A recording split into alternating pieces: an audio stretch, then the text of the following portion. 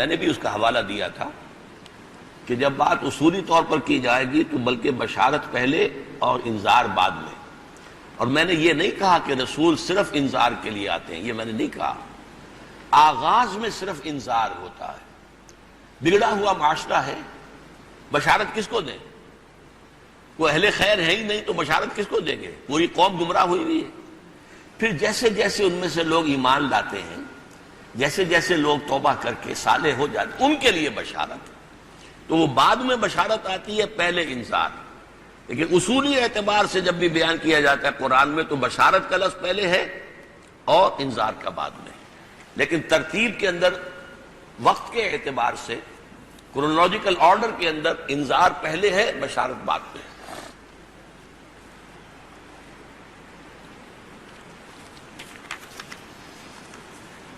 سید جمیل احمد صاحب، سورہ نوح میں 7 آسمانوں کا ذکر ہے. ان 7 آسمانوں سے کیا مراد ہے؟ یہ میں کئی مرتبہ عرض کر چکا ہوں کہ اس کے بارے میں تاحال ہم کوئی رائے قائم نہیں کر سکتے. ابھی ہماری سائنسی معلومات اس درجے تک نہیں پہنچی کہ اس گرہ کو کھول سکیں. بس ہمارا ایمان ہوگا یہ جو آیات متشابہات قرآن مجید میں ہیں، ان آیات متشابہات کے بارے میں ہمیں یہ کہا گیا ہے کہ سب پر ایمان رکھو اور ان کی کھود کرید میں نہ پڑو. ہاں ہو سکتا ہے کہ وقت آئے اور اس میں یہ بات کھل جائے، سائنس کی ترقی وہاں تک پہنچ جائے، تاحال ہم کچھ نہیں کہہ سکتے. شمس الحق صاحب، گزشتہ کافی عرصے سے دنیا کے اختتام کے سلسلے میں آپ کی کافی تقاریر سنی ہے. آپ کے خیال میں ظہور مسیح دجال اور ظہور مہدی اعداد و شمار کے حوالے سے آپ کے اپنے خیال کے مطابق کس سن میں ہوگا؟ یہ بات میں سن کے تعین کے ساتھ نہیں کہہ سکتا. قرآن مجید میں حضور سے 2 جگہ کہلوایا گیا، قل ان ادری اقریب ام بعید ما توعدون. اے نبی کہہ دیجئے کہ میں نہیں جانتا کہ جس چیز کی تمہیں دھمکی دی جا رہی ہے وہ قریب آ چکی ہے یا دور ہے. یہ ضرور ہے کہ ہوگا. تو پہلی بات تو یہ کہ جس کی خبر دی ہے حضور نے کہ دجال بھی آئے گا اور مہدی کا بھی ظہور ہوگا، پھر حضرت عیسیٰ کا نزول ہوگا اور اس کے بعد پوری دنیا میں خلافت اسلامی کا نظام، یہ تو یقینی ہے کہ ہوگا. اب ایک گمان کا معاملہ ہے کہ میں یہ سمجھتا ہوں کہ یہ دنیا کی تاریخ جو ہے نوع انسانی کی ان واقعات کے بہت قریب پہنچ چکی ہے. چنانچہ مڈل ایسٹ میں جو ہے بھٹی دہکنے والی ہے، جس طرح کا بھی ہوا ہے معاملہ وہ آپ کے سامنے ہے. اور آپ تصور کیجئے صرف یہودی جو مذہبی یہودی ہے وہ اس پر تلے ہوئے ہیں کہ وہ مسجد اقصی کو گرائیں گے اور قبۃ الصخرہ جو ہے اس کو گرائیں گے.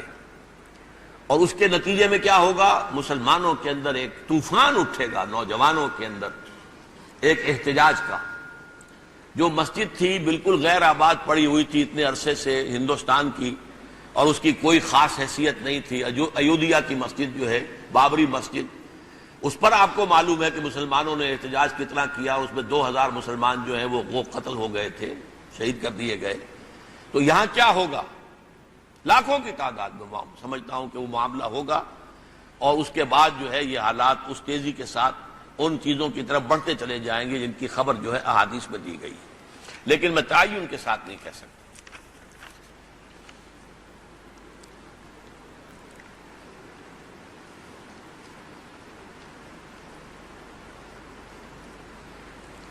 اظہار الحق صاحب، میرا سوال یہ ہے کہ آپ نے بگ بینگ کا ذکر کیا ہے. قرآن میں اس کائنات کو بنانے کا 6 دن کا ذکر ہے. آپ نے گزارش کی ہے کہ بگ بینگ کا اصل میں دیکھیے کہ بگ بینگ سے کائنات کا، مادی کائنات کا آغاز ہوا ہے. میرا جو کتاب چاہے جس کی طرف میں نے آپ کو توجہ دلائی ہے، اگر ان مسائل سے دلچسپی ہے تو اس کو پڑھیے. ایک پری بگ بینگ ہے. بگ بینگ سے پہلے اللہ تعالیٰ کے امر کن سے ایک خنک نور پیدا ہوا ہے جس میں نہ حرکت تھی نہ حرارت تھی. اس خنک نور سے اللہ تعالیٰ نے ملائکہ کو پیدا کیا اور تمام انسانوں کی ارواح کو پیدا کیا، اور ان سب میں سب سے پہلے روح محمدی کو پیدا کیا صلی اللہ علیہ وسلم. اس کے بعد ایک وقت آیا ہے کہ اسی نور کے ایک حصے میں ایک دھماکہ ہوا بہت بڑا، بگ بینگ۔ یہ ہے فزیکل ورلڈ، فزیکل کائنات، فزیکل یونیورس کا نقطہ آغاز، اور اس کے بعد کے مراحل ہیں، اور اس میں پہلا مرحلہ آتا ہے بہت سخت حرارت والی، آگ ہی آگ، آگ ہی آگ، ٹریلینز ڈگری جو ہے سینٹی گریڈ تک وہ کہتے ہیں کہ اس کی حرارت، اس کا درجہ تھا۔ اس دور میں جو پیدا کیے گئے وہ جنات ہیں جو آگ سے پیدا کیے گئے۔ پھر وہ ناری کرے ٹھنڈے ہوئے، اس کے اوپر کرسٹ وجود میں آیا، جیسے زمین کا یہ کرسٹ آف دی ارتھ ہے۔ یہاں سے حیات ارضی کا آغاز ہوا، جس کا ارتقائی مرحلہ جا کر حضرت آدم پر ختم ہوا۔ تو یہ زمین پھر، اور اس میں لا کر روح پھونکی گئی۔ تو آدم کا وجود جو ہے وہ دو حصوں پر مشتمل تھا، ایک حیوانی وجود جو خاکی الاصل ہے، جو زمین سے بنا ہے، مٹی سے بنا، اور ایک وہ روح کے جو ان میں پھونکی گئی ہے۔ اسی طرح ہر انسان کا معاملہ ہے، جب رحم مادر کے اندر اس کا حیولہ تیار ہو جاتا ہے 4 مہینے کے بعد، پھر اس میں اس کی روح جو ہے وہ لا کر وہاں سے شامل کی جاتی ہے، وہ میں بیان کر چکا ہوں۔ ثاقب شیخ صاحب، آپ نے ابھی فرمایا ہے کہ ہمارے غوث الاعظم کا بت نہیں ہے، تو کیا ہمارا کوئی غوث الاعظم یا دستگیر یا مشکل کشا اللہ کے علاوہ نہیں ہے؟ اسی کو میں نے گویا کہ ایک طرح سے لطیف انداز میں کہا، یہ بھی تو ہماری جو ہے وہ تراشی ہوئی باتیں ہیں نا۔ غوث تو اللہ ہے صرف، غیاث یا غیاث المستغیثین تو اللہ ہے اور کوئی نہیں۔ لیکن ہمارے ہاں یہ غلو ہوتا ہے، یہ غلو تھا جس نے حضرت مسیح کو اللہ کا بیٹا بنا دیا، یہ غلو ہے جس نے حضرت علی کو خدا بنا دیا۔ ایسے لوگ موجود رہے ہیں، اب بھی ہے، جو حضرت علی کو کہتے ہیں خدا، گاڈ انکارنیٹ۔ حضرت مسیح کو بھی گاڈ انکارنیٹ بھی کہا گیا اور پھر بیٹا کہا گیا۔ تو یہ غلو ہے جو ہمارے اولیاء اللہ کے بارے میں ہے، لیکن اللہ کا شکر ہے کہ ہمارا یہ غلو اس حد تک نہیں پہنچا کہ مجسمے بھی تیار ہو جاتے، بت بھی بن جاتے، یہ اللہ کا شکر ہے۔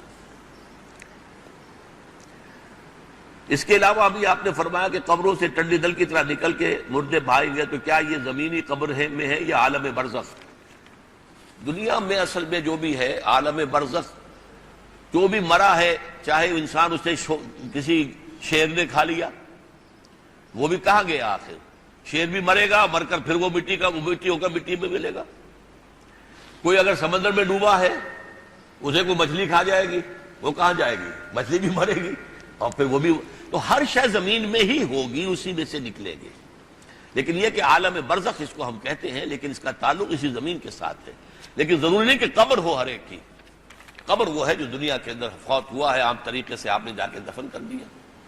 اچھا، جب لوگ جلا دیتے ہیں، مٹی بنا کے، راکھ بنا کر اڑا دیا، سمندر میں بہا دی، گنگا میں بہا دی، آخر وہ راکھ کہاں گئی؟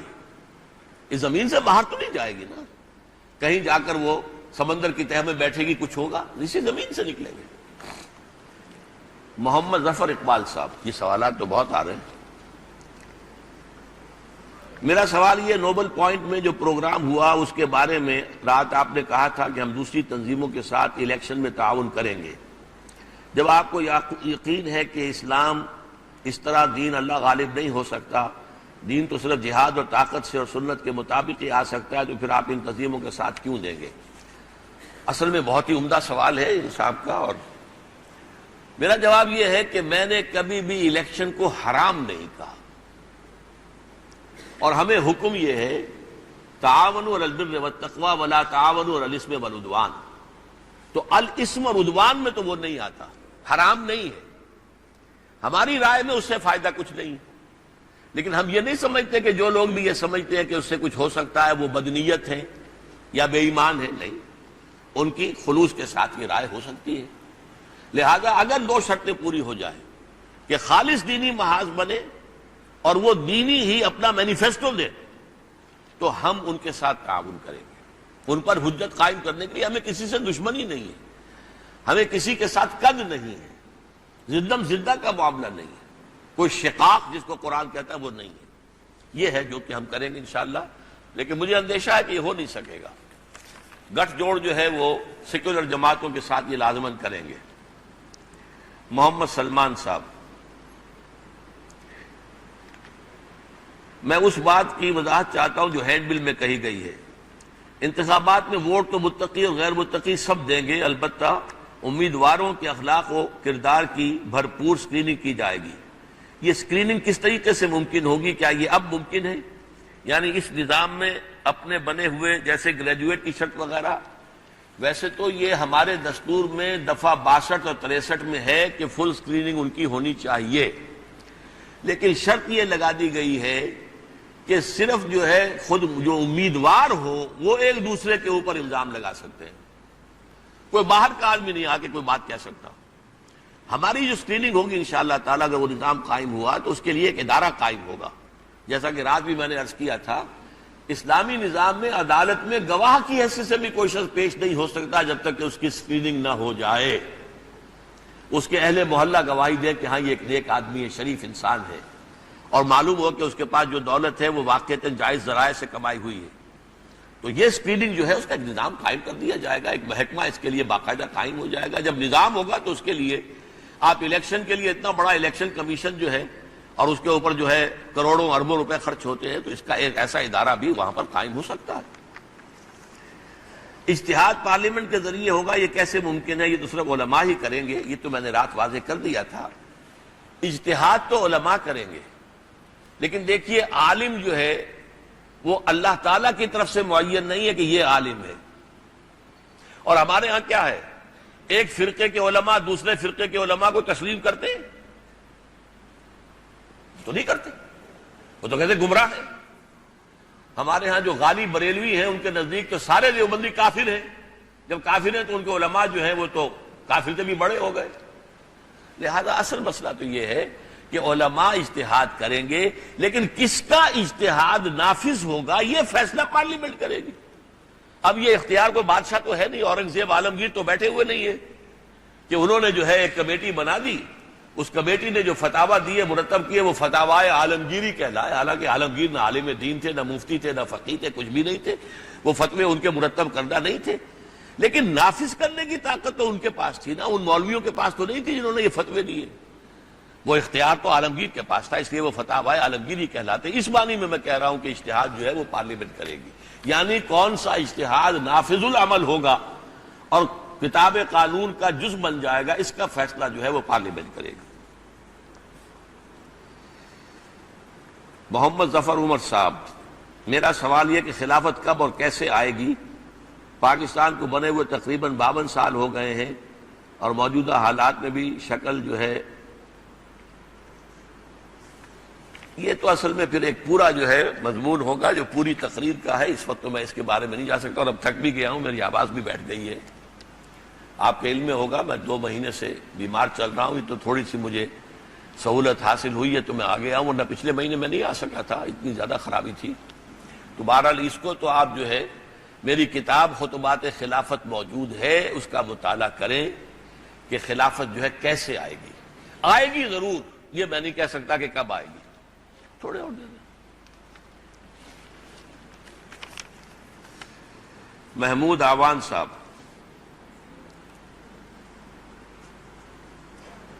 آپ نے فرمایا کہ سیاسی کشاکش سے کنارہ کشی کرتے ہوئے بالخصوص دینی جماعتوں کو اتحاد کرنا چاہیے۔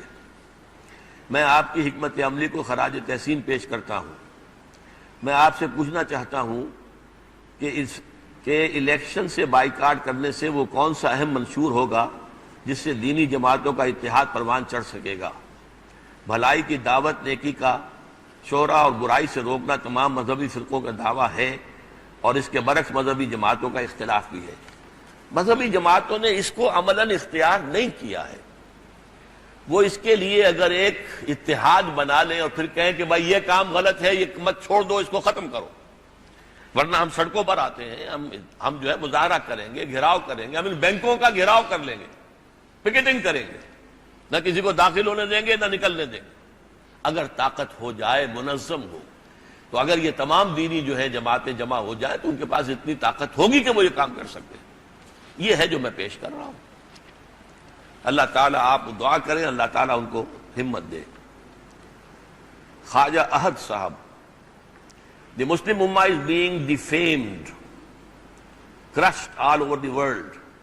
Do you see a similar fate of Indo-Pakistan Muslim as the Kafirs during Hazrat Nuh. Did matter exist before the Big Bang? No. Material, matter کا آغاز بگ بینگ سے ہوا ہے. اس سے پہلے میں نے عرض کیا ایک لطیف روشنی تھی. اس روشنی کو سورج کی روشنی پر قیاس نہ کیجیے جس سے کہ فرشتے بنے ہیں اور جس سے کہ ارواح انسانیہ بنی ہیں. وہ تھی لیکن وہ میٹر نہیں تھا، اور اسی لیے میٹر کی جو تخلیق ہے اس میں ٹائم لگتا ہے. کائنات کو اللہ نے بنایا ہے اس میٹیریل ورلڈ کو 6 دنوں میں. بچے کو اللہ تعالیٰ رحم مادر میں 9 مہینے میں تیار کرتا ہے. لیکن یہ کہ وہ جو پہلا بگ بینگ تھا جس سے کہ وہ نور وجود میں آیا ہے، پہلی حرف کن، اس کے بعد جو ہے اس نور سے ارواح پیدا کیے گئے. ان میں ٹائم نہیں لگا، یا ملائکہ پیدا کیے گئے، اس میں کوئی ٹائم نہیں. یہ میری کتاب کو آپ مطالعہ کر لیں، میں نے اس کا ذکر کر دیا ہے. باقی پاکستان کے بارے میں بھی میں نے ابھی عرض کیا کہ ایک چیز کا تو مجھے یقین ہے کہ عالم عرب پر تو اللہ کا بہت سخت عذاب آنے والا ہے اور آ کر رہے گا. وجہ کیا ہے؟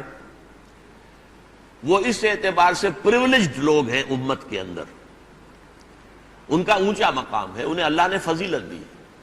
کیا فضیلت؟ ایک حضور خود عرب تھے، ان میں سے تھے، یہ فضیلت انہیں حاصل ہے. نمبر 2، ان کی مادری زبان میں اللہ کا کلام محفوظ ہے، موجود ہے. انہیں عربی زبان کی گرامر اور یہ اور وہ اور اس کے لیے چٹائی توڑ تعلیم حاصل کرنے کی ضرورت نہیں ہے قرآن سمجھنے کے لیے. اس کے باوجود آزاد ہونے کے بعد ان میں سے کسی نے اسلامی نظام قائم نہیں کیا، تو سب سے بڑے مجرم وہ ہیں. آپ کو معلوم ہے کہ 150 کروڑ آبادی مسلمانوں کی ہے، اندازہ یہ ہے. ان میں 30 کروڑ تو عرب ہیں، باقی یہ 14 کروڑ نمبر 2 پر آتے ہیں، ہم جو پاکستانی مسلمان ہیں. نمبر 2 مجرم ہم ہیں. ہم نے لاکھوں انسانوں کی قربانی دی اور ہزاروں عورتوں کی عصمتوں کو لٹوایا اس ملک کے لیے. پاکستان کا مطلب کیا؟ لا الہ الا اللہ کے نعرے میں. اور اسلام ہم نے یہاں قائم نہیں کیا. بنگلے بنا لیے، محل بنا لیے، ڈیفنس میں جا کر دیکھ لیجئے، اور نئی جو بن رہی آبادیاں ان میں جا کر دیکھ لیجئے کیسے ماربل تھوپے گئے ہیں، کس طریقے سے جو ہے پیسہ خرچ کیا گیا ہے. اسلام جس کے لیے بنایا تھا وہ کہاں ہے بھائی؟ وہ نہیں ہے. لہذا میں نہیں کہہ سکتا. Fate of Indo Pakistani Muslims is hanging in the balance. ہو سکتا ہے ہم پر بھی کوئی بڑا سخت عذاب آ جائے اللہ کی طرف سے. آپ دیکھ رہے ہیں پاکستان کی سرحد سے قریب ترین جو 2 صوبے بنتے ہیں ان میں سے ایک پنجاب ہے اور ہریانہ، اس میں تو مسلمان کوئی ہے ہی نہیں. پھر ادھر جو ہے سندھ کے ساتھ ملنے والا، تھر پارکر کے ساتھ ملنے والا یہ گجرات، اور وہاں کیا ہو رہا ہے اس وقت مسلمانوں کے ساتھ. اور پاکستان کی سرحد پر جو ہے فوج کھڑی ہوئی ہے، 1 ملین 10 لاکھ فوج کھڑی ہوئی. کیا نیت ہے ان کی ہمیں کچھ معلوم نہیں. تو کچھ پتہ نہیں کہ ہمارے اوپر بھی اللہ تعالیٰ کی طرف سے کوئی عذاب کا بہت بڑا کوڑا برس رہا ہے، ہو سکتا ہے. لیکن امید یہ ہے کہ اس کے بعد ہمیں ہوش اللہ تعالیٰ دلا دے گا، اور پھر جو ہے یہ جو عیش کی وجہ سے کچھ مال مست کچھ حال مست جو مستیاں چھائی ہوئی ہیں ختم ہوں گی، تو پھر شاید یہاں پر بہتری کا راستہ نکل آئے اور یہیں سے پھر خلافت کا نظام شروع ہو سکے.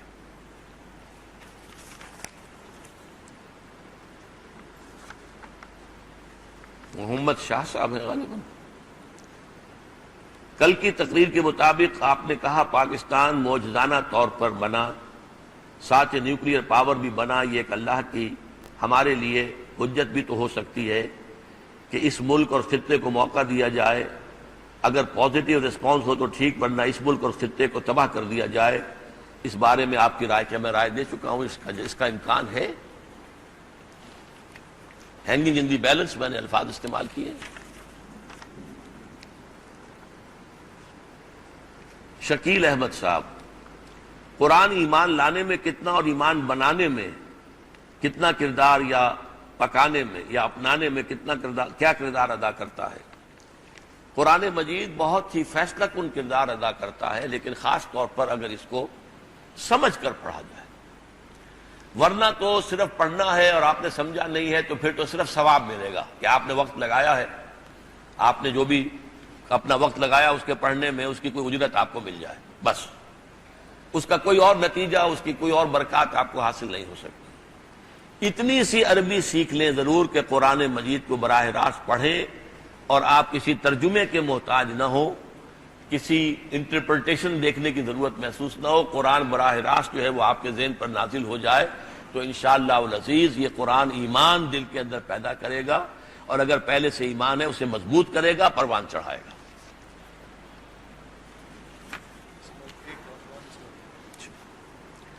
صدیق احمد صاحب، اچھا مجھے یہ خوشی ہو رہی ہے کہ رات کی تقریر کے شرکاء میں سے بھی کافی حضرات آج یہاں پہنچے ہیں، میں ان کا مشکور ہوں، ممنون ہوں۔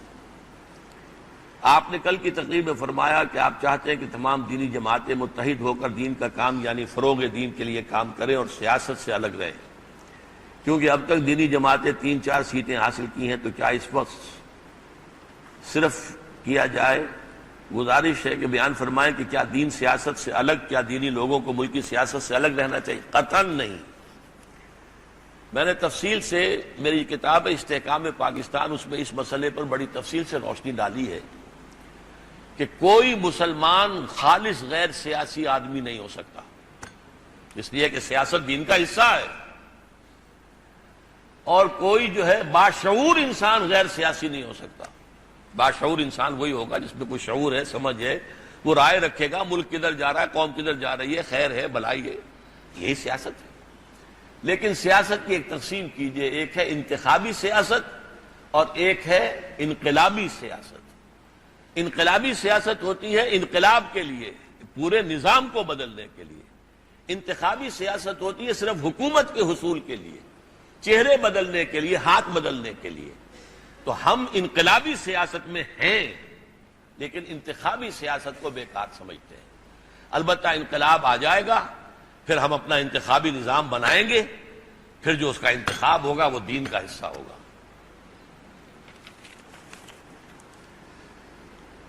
نوید السادات، آپ نے کل کے پروگرام میں مولانا الیاس صاحب کا ذکر اور ان کی فکر، اس کے نتیجے پوری دنیا میں کام جاری ہے کیا۔ آپ ابھی تک فی زمانہ تبلیغی جماعت کے کسی بھی ایک اعلیٰ رفیق سے ملے ہیں، اور آپ کی اس جماعت کے بارے میں قرآن و سنت کے حوالے سے حوالہ جات اور رائے کیا ہے؟ اصل میں اس سے گریز کیا کرتا ہوں عام طور پر جماعتوں کے اوپر کوئی تنقید یا اختلاف۔ ایک بطور واقعہ آپ کو بتا رہا ہوں کہ میں جب جماعت اسلامی سے علیحدہ ہوا تھا سن 57 میں، تو سن 57 اور 58 جو ہے میں نے تبلیغی جماعت کے ساتھ ہی گزارے، اور شب جمعہ جو ہے جمعرات کی شام کو جا کر مغرب کے وقت سے اور پھر فجر کے بعد تک جو ہے مسجد کے اندر ان کے ساتھ قیام کیا، سہ روزے متعدد لگائے، چلے کی نوبت نہیں آئی تھی۔ لیکن پھر میں نے قریب سے دیکھ کر اور ان کے بہت بڑی شخصیتوں سے، مفتی زین العابدین صاحب جو ہیں فیصل آباد والے، ان سے گفتگو بڑی مفصل ہوئی تھی میری۔ کوئٹے میں ایک اجتماع بہت بڑا تھا، اس میں میں گیا تھا، تو میں اس نتیجے پر پہنچا کہ تبلیغی جماعت انفرادی اصلاح اور عبادات کا شغف اور سنتوں کا اختیار کرنا اس کے اعتبار سے بہت مفید ہے، بہت مؤثر ہے، لیکن اجتماعی نظام کا تصور ہی کوئی ان کے سامنے موجود نہیں۔ سیاسی معاشی نظام بدلنا اور معاشرتی نظام بدلنا۔ نمبر 2 یہ کہ وہ نیکی کی تلقین تو کرتے ہیں، بدی پر گرفت نہیں کرتے، پکڑتے نہیں ہیں۔ امر بالمعروف تو ہے، نہی عن المنکر نہیں ہے۔ اس گاڑی کے 2 پہیے ہیں قرآن حدیث کی روح سے، امر بالمعروف نہی عن المنکر، ساتھ ساتھ آتے ہیں، یہ کبھی علیحدہ نہیں آتے۔ اب علیحدہ نہی عن المنکر تو آیا ہے، امر بالمعروف علیحدہ نہیں آیا، لیکن یہ کہ یہاں پر امر بالمعروف کہہ لیجئے، تلقین ہے، نصیحت ہے خیر کی، لیکن برائی کے اوپر تنقید نہیں ہے۔ تیسرے یہ کہ انہوں نے اپنی دعوت کا اصل مرکز و محور جو ہے وہ اپنی کچھ باتیں، 6 نکات، کچھ بزرگوں سے سنی ہوئی باتیں، کچھ ضعیف احادیث، ضعیف بھی اور قوی بھی، قرآن مجید کو اس کا مرکز و محور نہیں بنایا کہ لوگوں کو آمادہ کریں کہ بھائی قرآن پڑھو، سمجھو، عربی سیکھو۔ تو یہ میرے چند ان سے اختلافات ہیں جس کی بنا پر پھر میں نے یہ طے کیا کہ یہ میرے لیے نہیں ہے۔ اس کے بعد بہرحال پھر میں نے اپنا راستہ اختیار کیا، وہ ایک لمبی بات ہے۔ بس حضرات اب یہ باقی سے میں معذرت خواہ ہوں۔